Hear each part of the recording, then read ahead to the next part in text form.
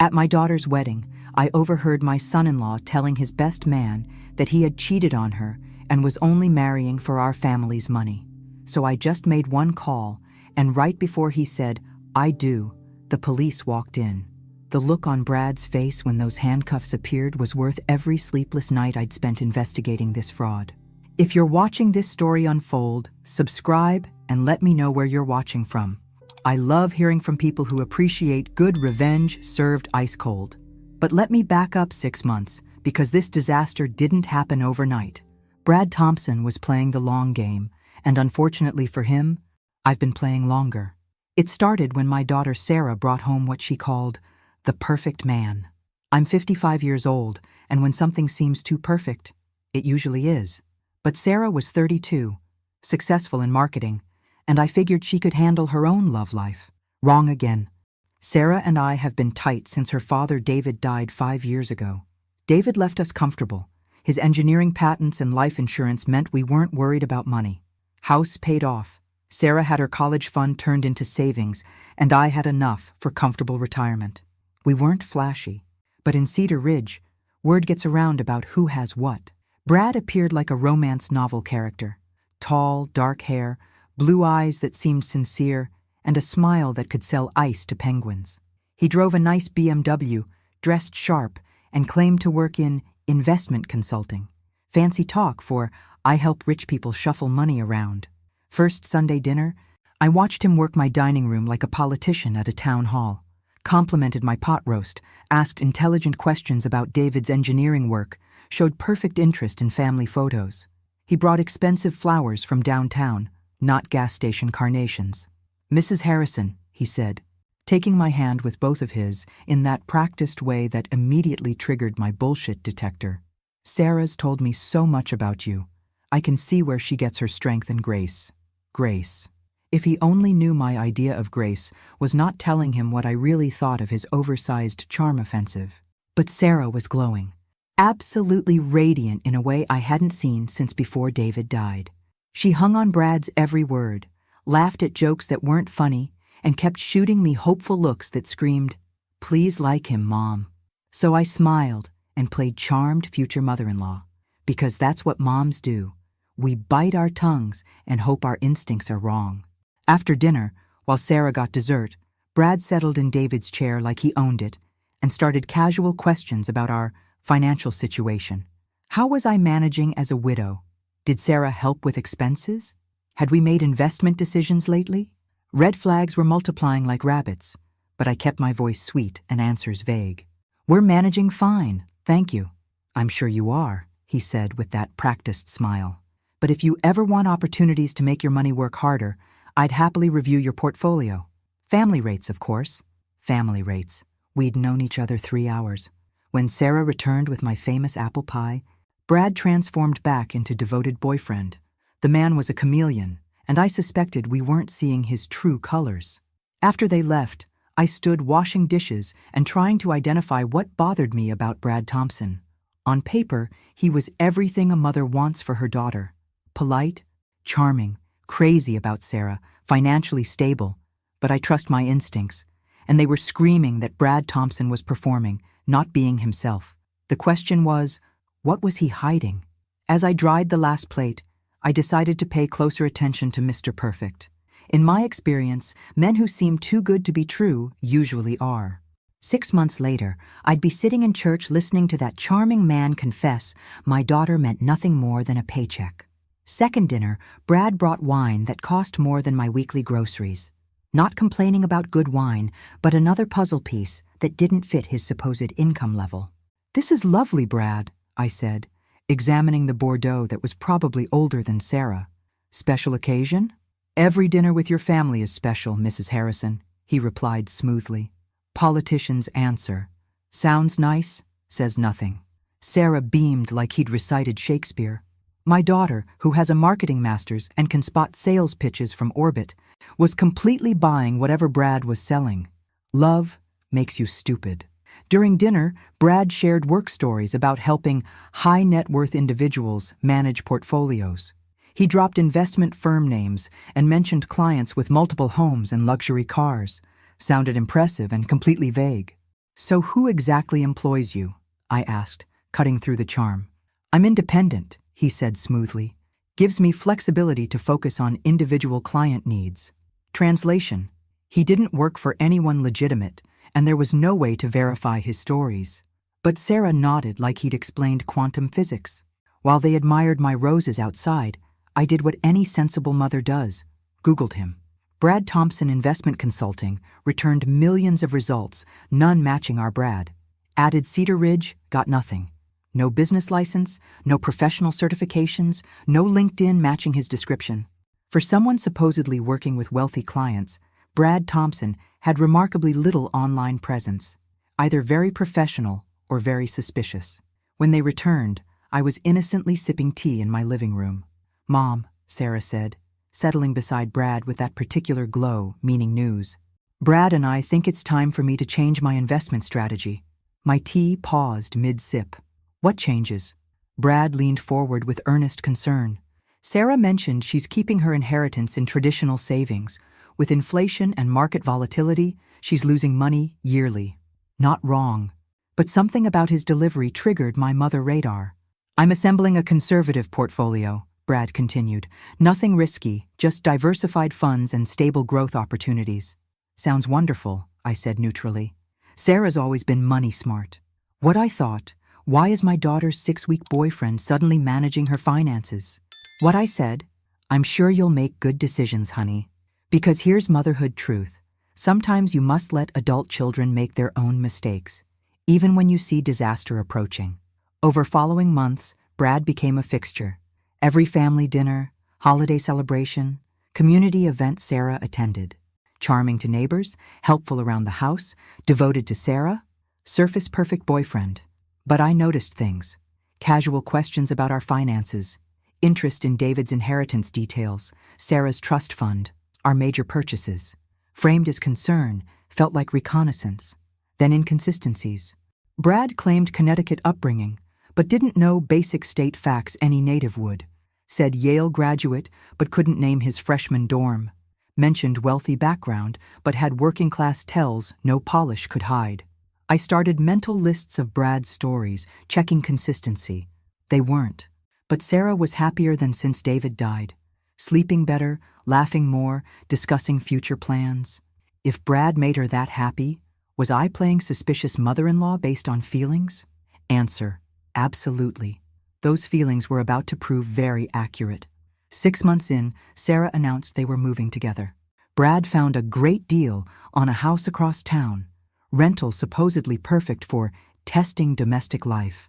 "Beautiful place, Mom," Sarah gushed, showing phone pictures.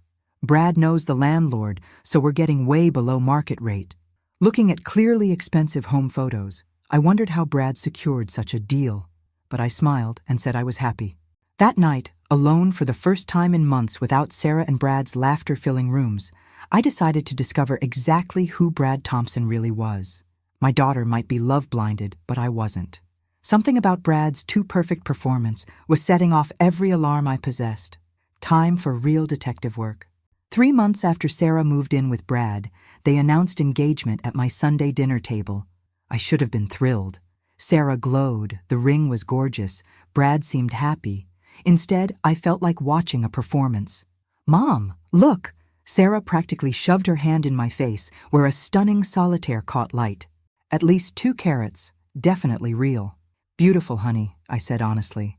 The ring was lovely, also expensive, more than someone claiming independent investment consulting should afford. Brad beamed proudly. "I wanted something worthy of Sarah," he said, gazing into her eyes like they were alone. "She deserves the best." The romantic in me melted. The mother in me wondered where he'd gotten money for a ring, probably costing more than my car. "How did you find something so perfect?" I asked innocently. "Friend in jewelry business," Brad said smoothly. Great deal on a stone returned by another customer. Another great deal. Brad had remarkably lucky connections with people offering expensive discounts. Either incredibly fortunate or something else happening. But Sarah radiated happiness, so I hugged them both and opened good champagne I'd saved for special occasions. We toasted their future while I ignored the warning voice in my head. Over following weeks, wedding planning consumed Sarah's life. She approached details with marketing campaign intensity, creating spreadsheets for everything from flowers to seating charts. Brad was the perfect, supportive fiancé, agreeing with choices and suggesting helpful vendors offering deals. Brad knows someone doing catering for half price, Sarah told me excitedly during planning sessions. And his friend gets wholesale flowers. I started thinking Brad Thompson knew many people willing to work below market rates, either incredibly well connected or incredibly good at finding people participating in something shady. Meanwhile, I'd hired a private investigator, Patricia from my book club. Patricia had been discreet about researching Brad's background, and her findings were interesting. No record of Brad Thompson attending Yale, no Connecticut upbringing records, no business license for his investment firm. Credit history only went back 3 years. Employment history suspiciously vague. Most interesting, a Bradford Thompson had been arrested in Nevada 2 years ago for investment fraud. Same age, similar description, but charges dropped when victims suddenly refused testifying. Patricia couldn't prove same person, but the coincidence troubled me. Unfortunately, coincidences aren't proof, and I couldn't present Sarah with maybe it's him mugshots, expecting wedding cancellation. I needed more evidence, so I decided paying closer attention to Brad's behavior to discover more. What I discovered, Brad Thompson was excellent at asking right questions. During family dinners, he'd casually steer conversations toward our finances. How much were David's patents worth? Had I considered refinancing for low rates? Was Sarah maximizing retirement contributions? He framed everything as helpful concern, but I noticed he was building comprehensive pictures of our family assets, particularly interested in Sarah's inheritance. You know, he said one evening while Sarah used the bathroom. Sarah mentioned she's been conservative with investments. With the wedding coming and our future ahead, maybe time for more aggressive portfolio management. Aggressive how? I asked conversationally. I'm developing a real estate investment opportunity. Nothing risky, just commercial property likely to appreciate significantly over coming years. Sarah could get in early. Sounds complicated, I said. Sarah prefers simple investments. That's exactly the problem, Brad said earnestly. Simple investments don't build real wealth. Sarah's smart, but she's played too safe. With proper guidance, her inheritance could double in 5 years, or disappear entirely, I thought. But I said, I'm sure you'll figure out what's best. Wedding was set for June, giving me 3 months to determine what Brad Thompson was really planning. 3 months to decide whether I was paranoid or my instincts were trying to save my daughter from life's biggest mistake. Here's what 55 years taught me. When someone seems too good to be true, has answers for everything, and their story has truck-sized holes, they're usually hiding something big. Question was, what was Brad hiding, and how much damage would he do before I proved it? Wedding planning brings out people's best and worst, and Brad Thompson was no exception. Closer to June, the more controlling he became about details. Not obviously alarming Sarah, but subtle ways that made my skin crawl. I really think we should use my friend's catering company, he'd say when Sarah mentioned other options. They're giving us such a good deal, and I've worked with them before. Or, my photographer friend understands the shots we want. We don't want risks with someone new. Slowly, Brad steered Sarah toward vendors he'd personally selected. Every wedding aspect was being handled by people with some Brad relationship. That's not romantic planning. That's controlling behavior with pretty bows. Meanwhile, investigator Patricia had been busy. She'd tracked down 2 Nevada women who'd had relationships with someone matching Brad's description around those investment fraud charges. Both lost significant money, both too embarrassed to press charges when their boyfriend disappeared. Patterns almost identical, Patricia told me during our bookstore coffee meeting. Charming man appears, becomes perfect boyfriend, gains financial access, vanishes with everything portable. But he's marrying Sarah, I pointed out. Why go through marriage trouble if he's planning to disappear? Maybe marriage gives legal access to more money, Patricia suggested.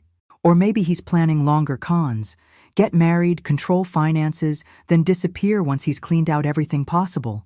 The thought sickened me, but it explained Brad's behavior. He wasn't just dating Sarah. He was positioning himself to take everything she had. I needed proof, not suspicions and coincidences, but actual evidence convincing Sarah her perfect fiancé was fraud. Problem was, Brad was excellent at covering tracks. That's when I developed a plan, either brilliant or completely insane. I decided testing Brad's story by arranging surprise encounters with his supposed past. If he really grew up wealthy in Connecticut, really attended Yale, really worked high-end finance, he should handle meeting someone from that world. I called college roommate Helen, who'd married well and lived in Greenwich, Connecticut. Helen was old money, the type who'd actually know families and institutions Brad claimed association with. "I need a favor," I told Helen. "Can you visit next month and meet Sarah's fiancé? I want a second opinion." Helen agreed, and we arranged her to surprise me during one of Brad and Sarah's regular Sunday dinners. The Sunday Helen arrived, I watched Brad's face carefully when I introduced her as my Greenwich college friend. For just a moment, something flickered across his expression. Panic? Calculation? Before the charming smile returned. "Greenwich," Brad said enthusiastically. "Beautiful area. I have family friends there. Do you know the Hamiltons? They live near the yacht club." Helen smiled politely. "Greenwich isn't that small." "Dear, but I've been yacht club member 30 years. Which Hamiltons?" I watched Brad's smile tighten imperceptibly. "Family friends of my parents. I don't know them personally well." Smooth recovery, but Helen wasn't finished. "And you attended Yale?" Sarah mentioned. "What residential college?" "Pearson," Brad said without hesitation. "Lovely. My nephew graduated Pearson recently. What year did you graduate?" Brad rattled off a year, and Helen nodded thoughtfully. "You might have known my nephew. Tommy Whitfield?" "Name sounds familiar," Brad said carefully. Helen's smile was perfectly pleasant. "That's funny, because Tommy attended Princeton, not Yale, and I've never had a nephew." Silence could have been cut with knives. Sarah looked confused, Brad looked like he was calculating escape routes, and I looked like Christmas morning arrived early. "I must have misheard the name," Brad attempted laughing off. "You know family connections. Everyone knows everyone. But details get confused." "Of course," Helen said sweetly. "Easy to get confused about these things." After Brad and Sarah left, Helen and I sat in my kitchen with wine, dissecting the encounter. "That man's never been within 50 miles of Greenwich society," Helen said firmly, "and definitely didn't attend Yale. He might have studied school catalogs, but never actually been there. So what do I do with that information? Sarah won't believe me based on one uncomfortable conversation." "Get more evidence," Helen suggested. "Set more traps. If he's lying about background, he's probably lying about other things." She was right.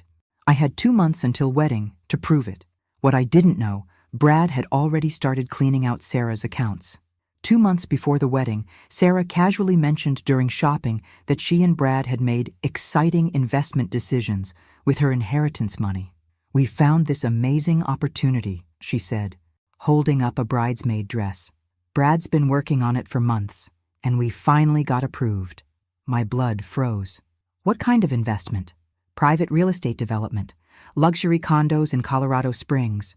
Brad says returns could be incredible, and since we're marrying anyway, it made sense starting our future together." I managed steady voice. "How much did you invest?" "Most of it," Sarah said casually, still focused on the dress. "About $400,000, but Brad says we could double that in 2 years. $400,000. Sarah's entire inheritance from David gone in one investment decision with a man whose background I couldn't verify. "Sarah," I said carefully, "did a lawyer review the investment documents?" "Brad handled everything," she said, finally looking at me. "Mom, why are you making that face? You look sick." Because I was sick. My daughter had just handed her life savings to someone I increasingly believed was a con artist, based solely on his word. "I think it's important being careful with large investments," I said. "Maybe someone independent should review the paperwork." Sarah's expression shifted to mild irritation. "Mom, Brad's a professional. This is what he does. I trust him." Trust. The word con artists count on more than anything. That night, I called Patricia, asking her to dig deeper into Brad's supposed real estate deal. If Sarah invested $400,000, there should be documentation somewhere. Patricia's findings made my worst fears look optimistic. "There's no record of any real estate development matching the description," she told me. "The company Brad supposedly used doesn't exist. The property address leads to an empty lot that's been for sale 5 years. So where's the money? Based on bank records I accessed, it went into a Brad-controlled account, then immediately transferred to multiple offshore accounts. The money's gone. Margaret, all of it. I sat in my kitchen, staring at wedding invitation proofs Sarah had left on my counter, trying to process what I'd learned. Brad Thompson had stolen my daughter's inheritance, and she had no idea. Wedding was 8 weeks away. 8 weeks to figure out exposing Brad without destroying Sarah. I considered police, but what could I tell them? That my daughter voluntarily gave money to her fiancé for an investment that turned out fake. Unless I could prove Brad deliberately defrauded her, it would look like business deals gone wrong. I considered confronting Brad directly, but that would give him time disappearing before the wedding. Somehow, I was becoming convinced the wedding itself was part of his plan.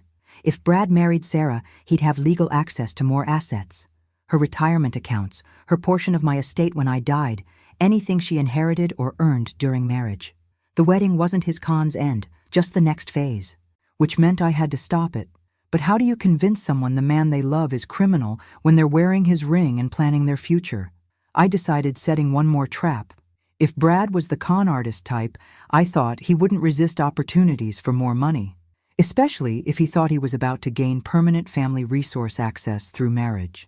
So I started dropping hints about fictional inheritance I was supposedly expecting from a distant relative. Nothing obvious, just casual mentions of paperwork I was handling and lawyer phone calls. Aunt Ruth was always the family eccentric, I told Sarah and Brad during dinner. I never expected her remembering me in her will. But apparently, she left me something significant. Lawyers say it could be substantial.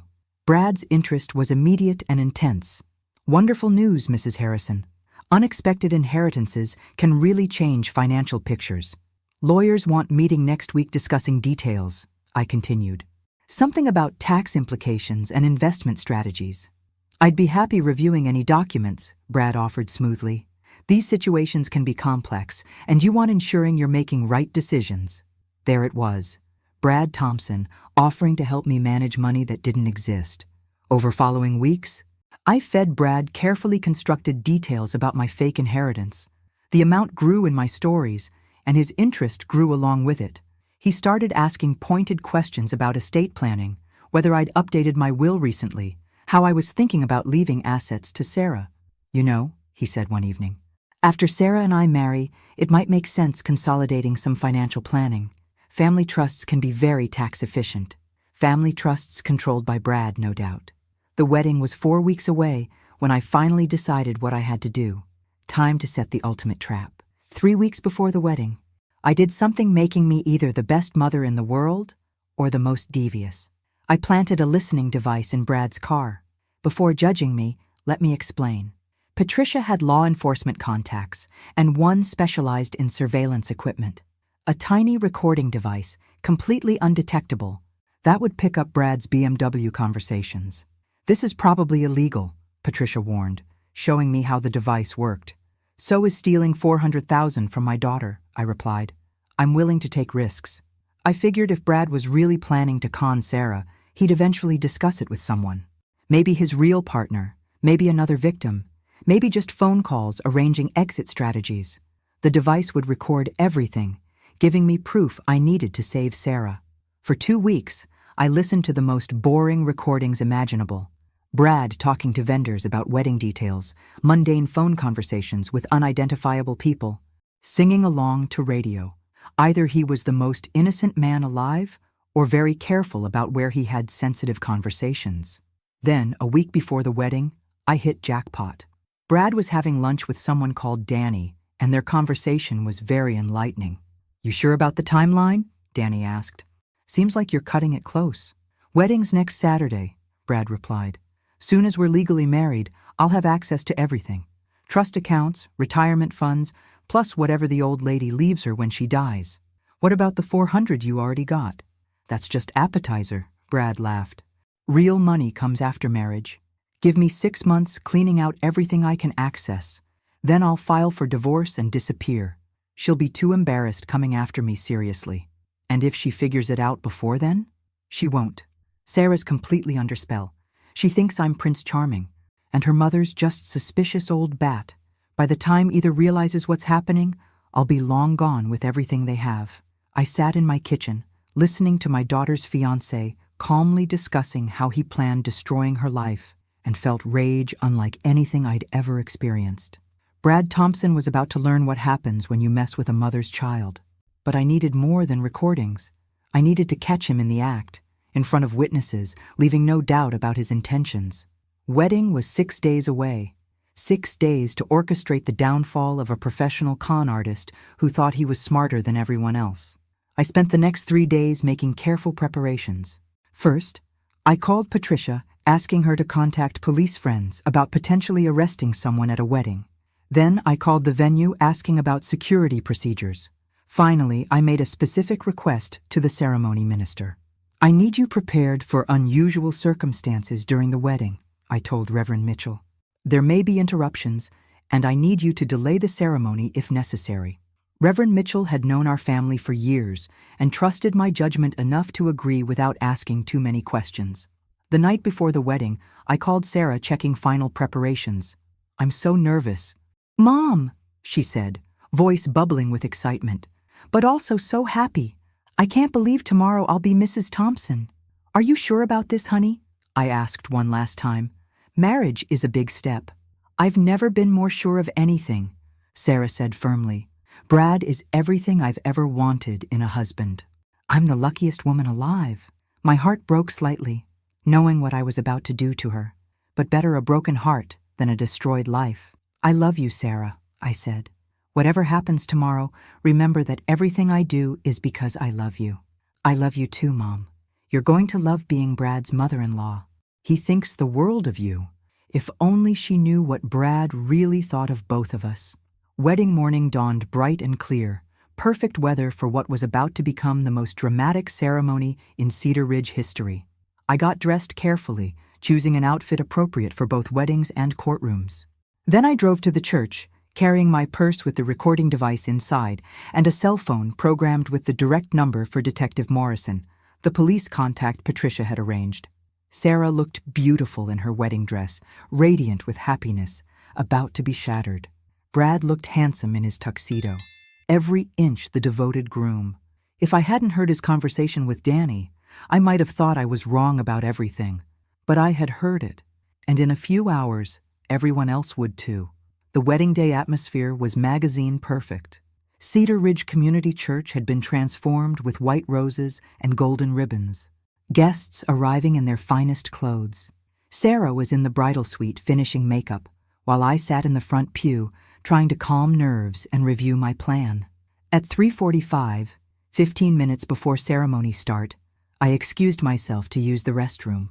What I actually did was walk around to the church side where Brad's BMW was parked with other wedding party cars.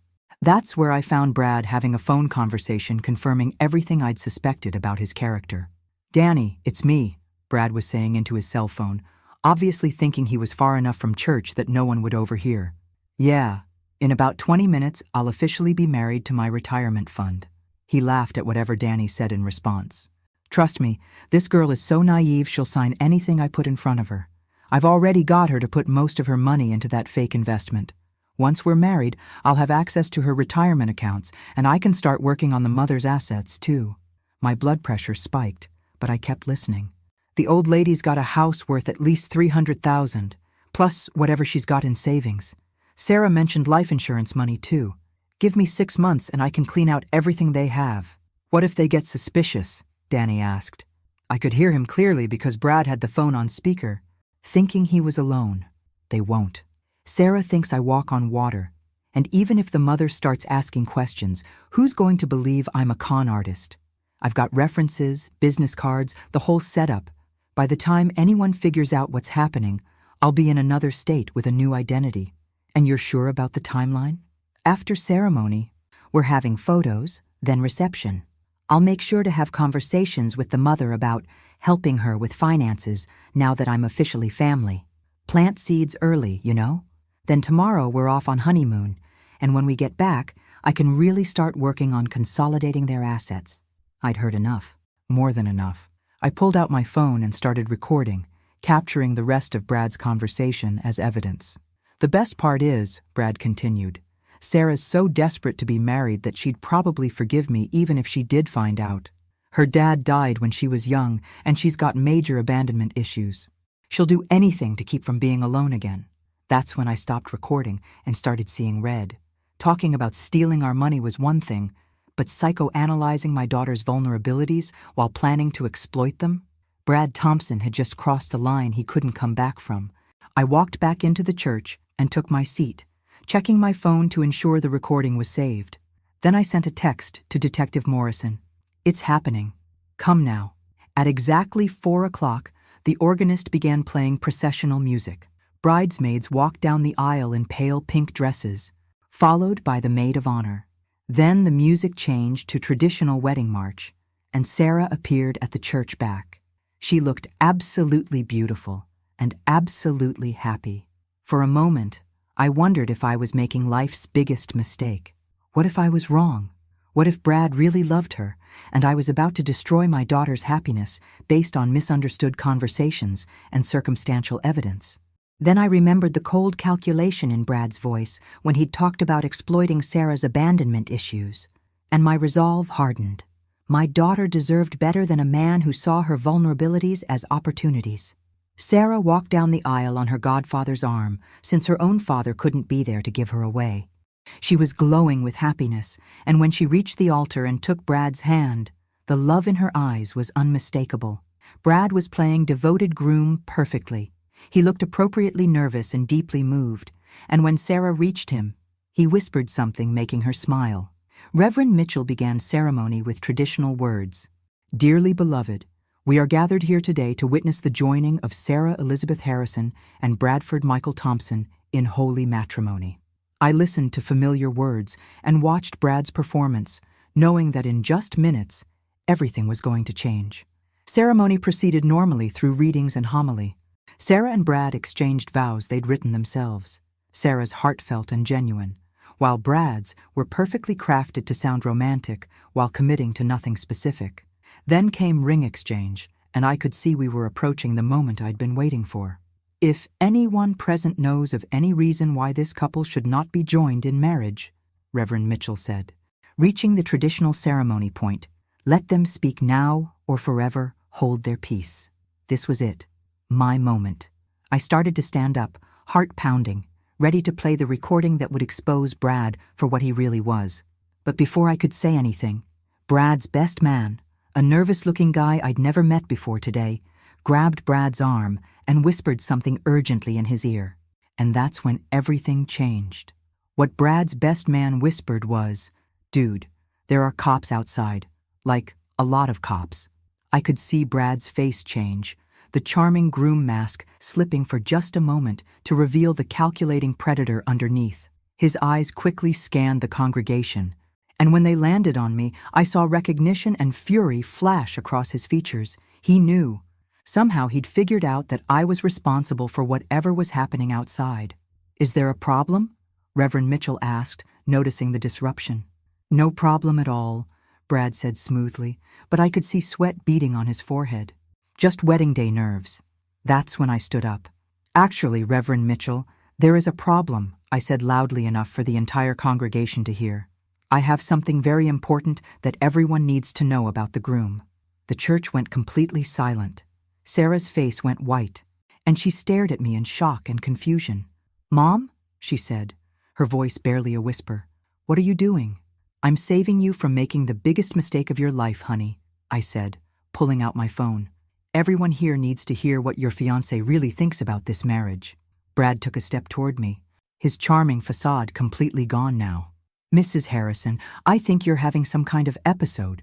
Maybe you should sit down." "The only episode I'm having is a sudden attack of honesty," I replied, "which is more than I can say for you, Bradley Wilson." The use of his real name hit Brad like a physical blow. Several guests gasped, and Sarah looked back and forth between us in confusion. "I don't know what you think you know," Brad said, but his voice was tight with barely controlled panic. "I know that your real name is Bradley Wilson, not Bradford Thompson," I announced to the congregation. "I know that you've been running marriage cons for years, targeting women with money and disappearing after you clean out their accounts." "That's ridiculous," Brad said, but he was looking around the church like a trapped animal. I know that you convinced my daughter to invest $400,000 in a fake real estate development, and that money is already gone, I continued. Sarah made a small, wounded sound, and I saw her hand go to her throat. And I know, I said, raising my phone, because I have a recording of you explaining your entire plan to your partner. That's when Brad panicked. Instead of trying to deny it or talk his way out of the situation, he made a run for it. Right there at the altar, in front of 200 wedding guests, the groom hiked up his tuxedo and bolted for the side door of the church. Unfortunately for Brad, Detective Morrison and 2 other officers were waiting right outside that door. The congregation erupted into chaos as sounds of shouting and struggle came from outside the church. Sarah sank into a chair, her beautiful wedding dress pooling around her, staring at the doors where her fiancé had just disappeared. "Mom," she said, her voice broken, "what just happened? I don't understand what just happened." I sat down beside her and took her hands. "I'm so sorry, baby. I'm so sorry. But Brad wasn't who he said he was. He was never who he said he was. The investment money," Sarah whispered. "Is it really gone?" I nodded and watched my daughter's world crumble in real time. Reverend Mitchell took control of the situation. "Ladies and gentlemen," he announced to the confused congregation, "there's obviously been a serious situation here today. I'm going to ask everyone to please move to the fellowship hall while we sort things out." Most guests filed out, buzzing with shock and confusion. Sarah's maid of honor, her cousin Lisa, stayed with us, along with a few close family friends. Detective Morrison came back into the church a few minutes later. "Mrs. Harrison, I'm Detective Morrison. We spoke on the phone." "Is he under arrest?" I asked. "He's in custody," the detective confirmed.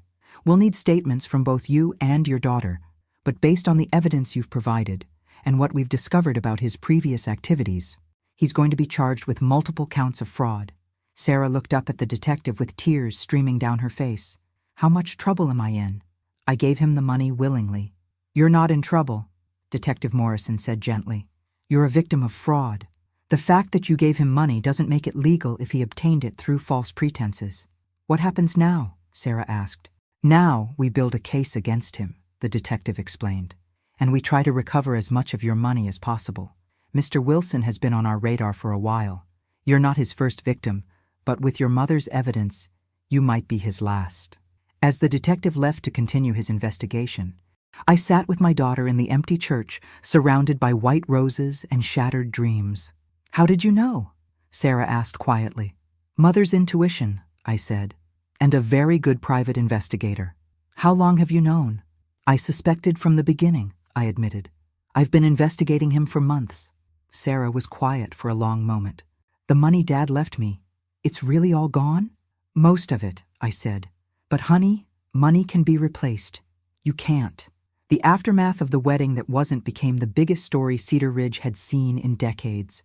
By Monday morning, everyone in town knew that Sarah Harrison's fiancé had been arrested at the altar for fraud, and the gossip mill was working overtime. I'd expected judgment and whispers, but what I got instead was an outpouring of support that reminded me why I loved small-town living.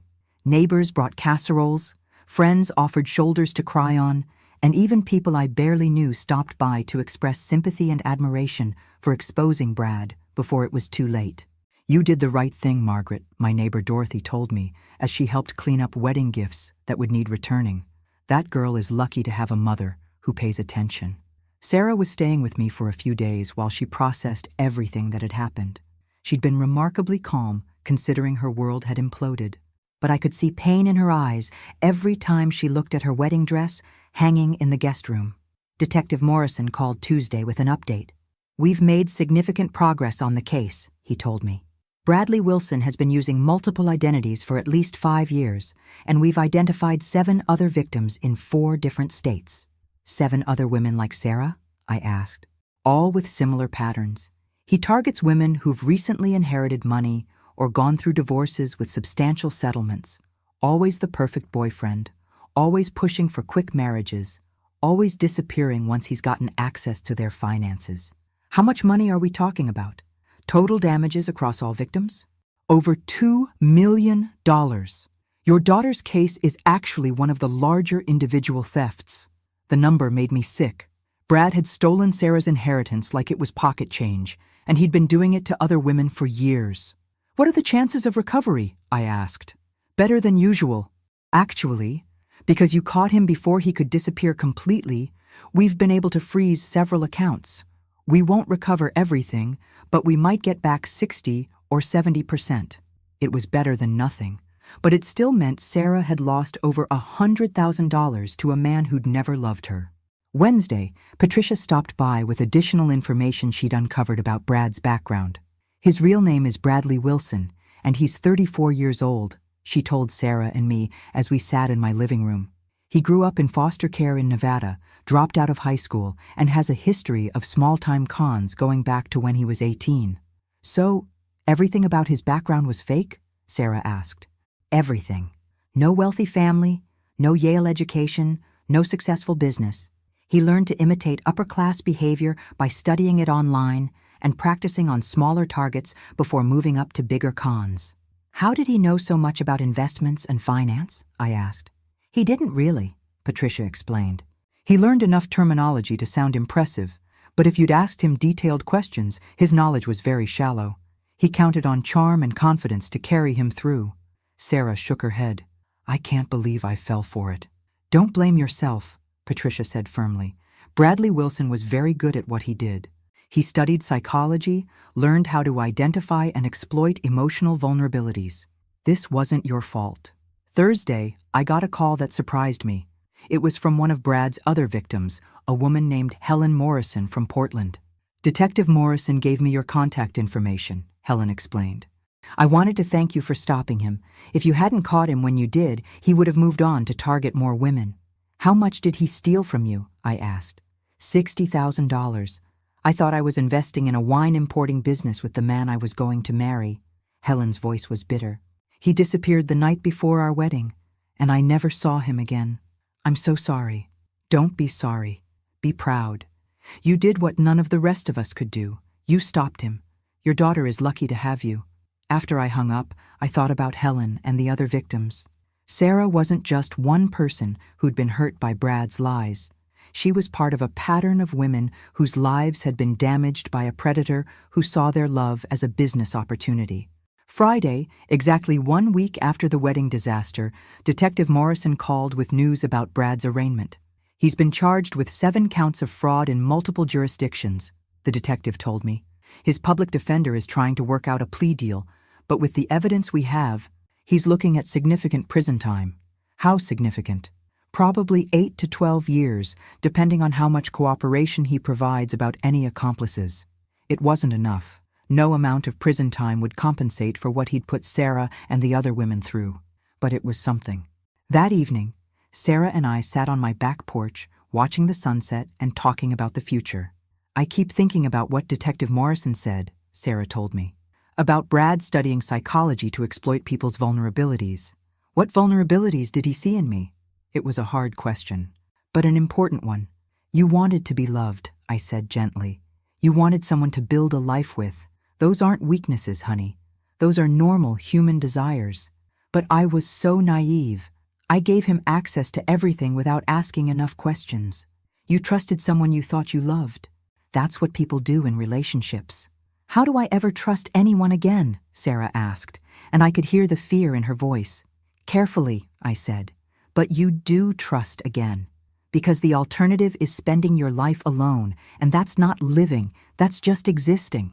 Sometimes being a mother means protecting your child from obvious dangers.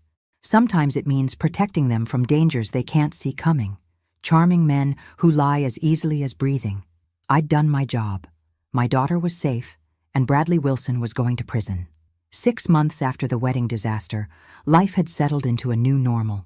Sarah had moved back into her own apartment and was seeing a therapist to work through the emotional trauma of Brad's betrayal. She'd also started dating again, very cautiously, and with ground rules that included background checks for anyone she got serious about. I know it sounds paranoid, she told me over lunch one Tuesday, but after what happened with Brad, I'm not taking any chances. It's not paranoid, I assured her.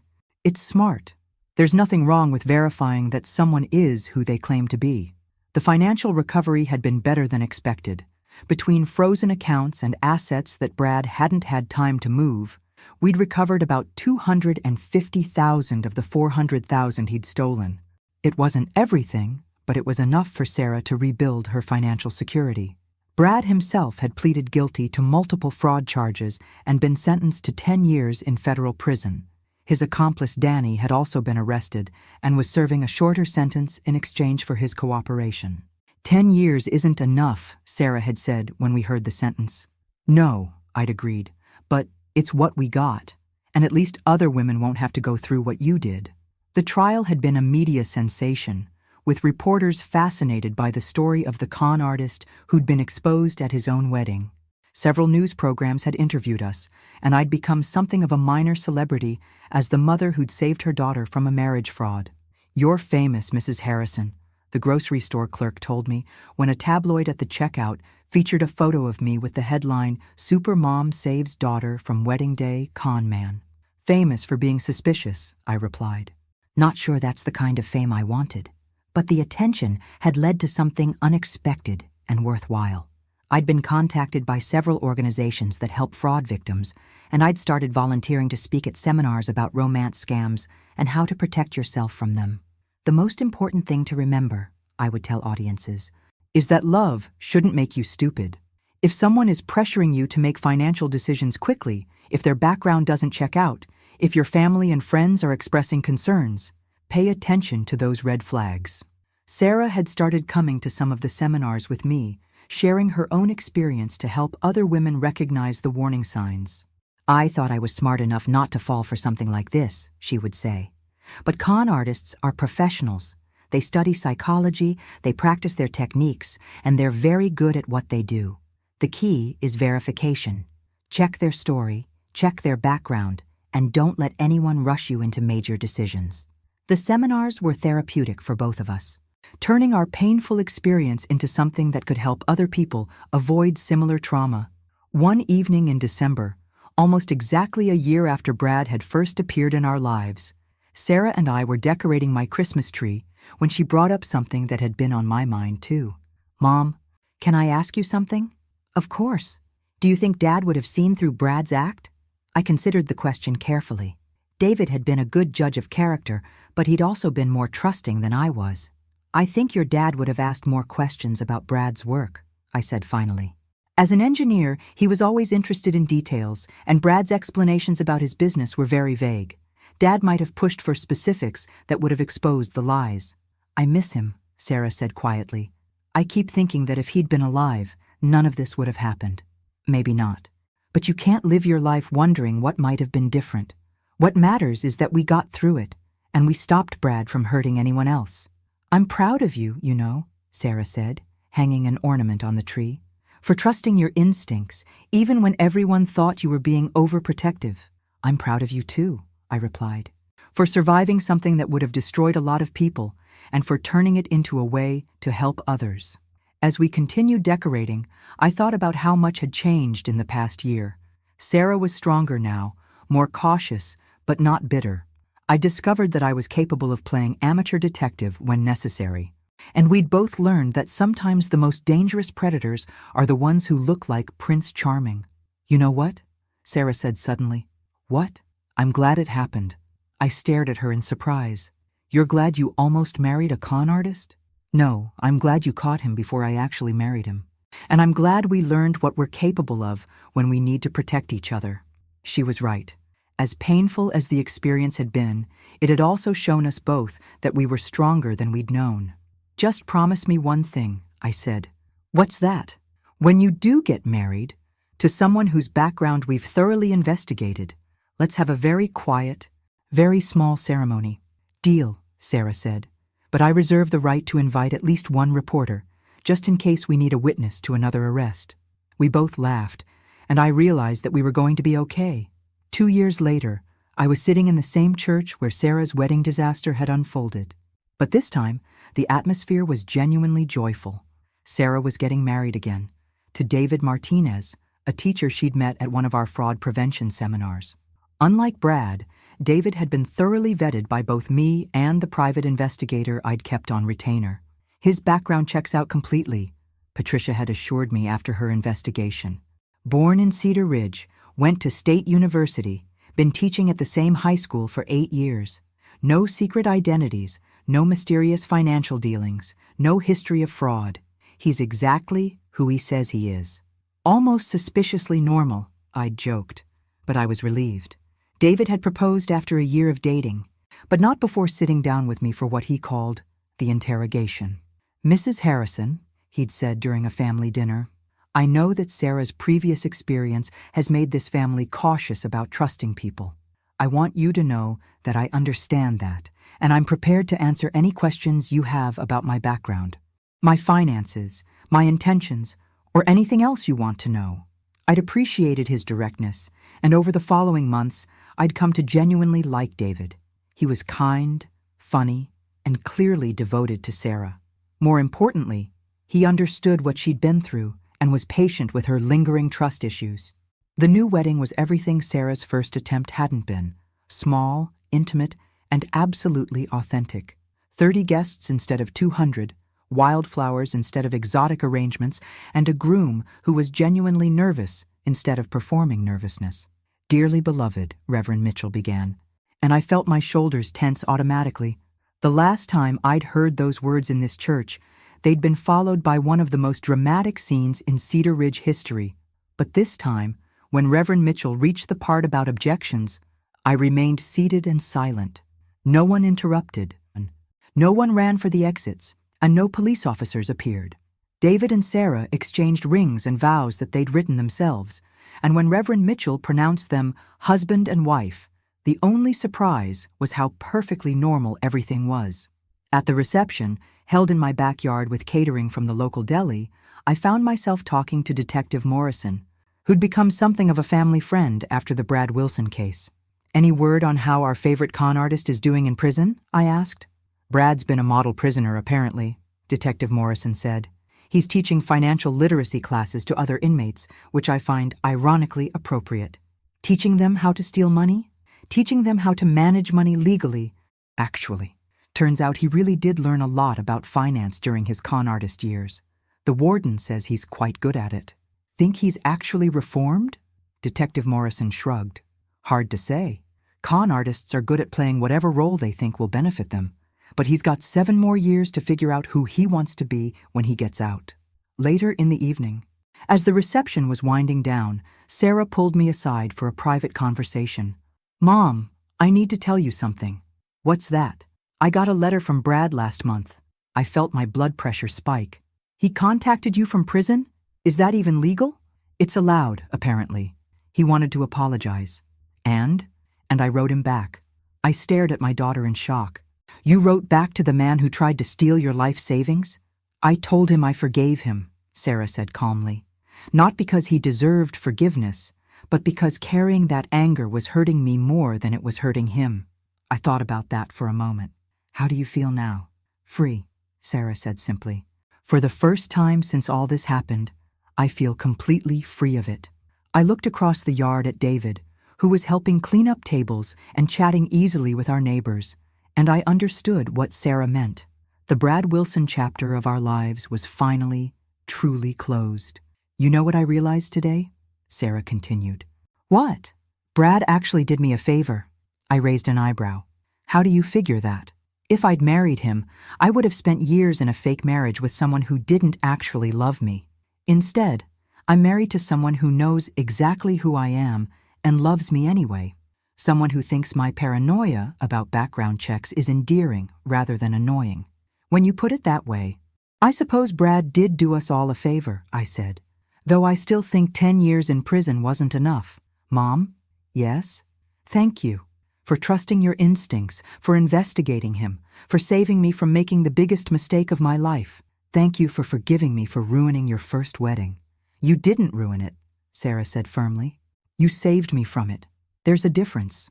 As the last guests left and we finished cleaning up, I reflected on how much our family had changed over the past 3 years.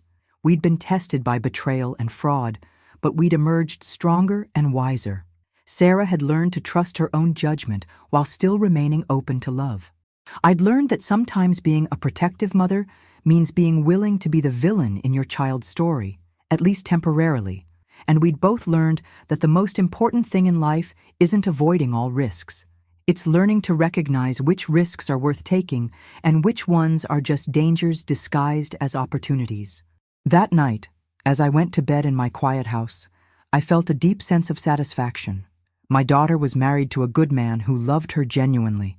Our family had survived a crisis that could have destroyed us, and I'd helped other families avoid similar tragedies through our fraud prevention work. Brad Wilson had tried to con the wrong family. He'd underestimated a mother's instincts and a daughter's resilience. And in the end, his attempt to destroy our lives had only made us stronger. Sometimes the best revenge isn't getting even. It's building a better life from the wreckage someone else tried to create. And that's exactly what we'd done. Thanks for listening. Don't forget to subscribe and feel free to share your story in the comments. Your voice matters.